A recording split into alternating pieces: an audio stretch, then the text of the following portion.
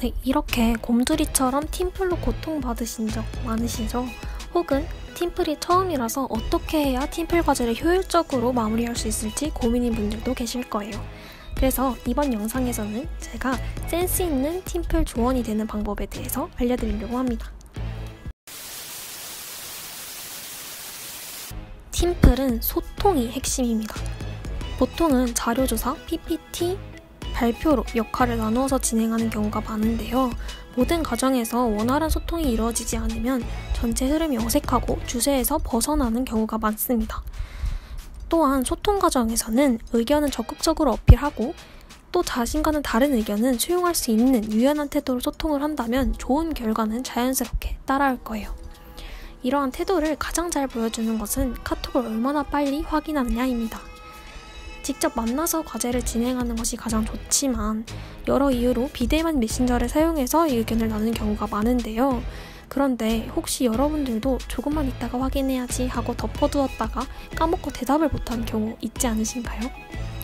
각자 모두의 사정이 있긴 하지만 기다리는 팀원들 입장에서는 애가 탈 수밖에 없어요.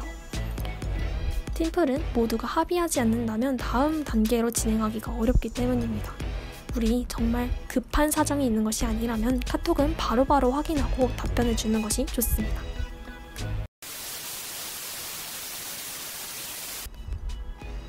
마감 기한은 꼭 지키는 것이 좋습니다.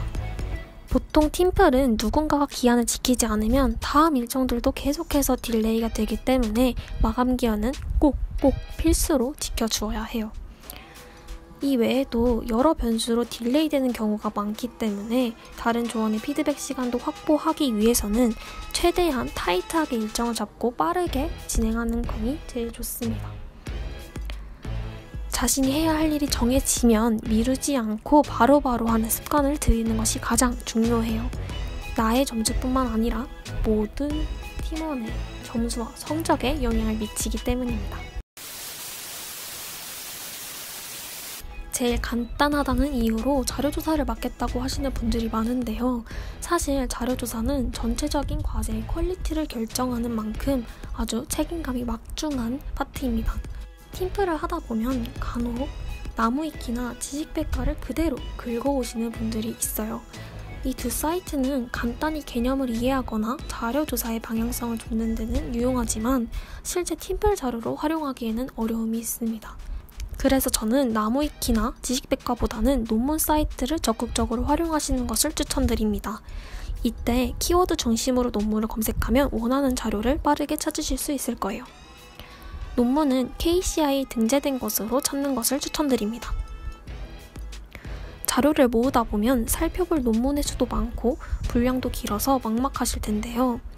이때 서론과 결론을 중심으로 내용을 먼저 파악하고 우리 과제와 결이 맞다 라는 생각이 들면 그때 전문을 읽는 것이 효율적인 방법일 수 있습니다.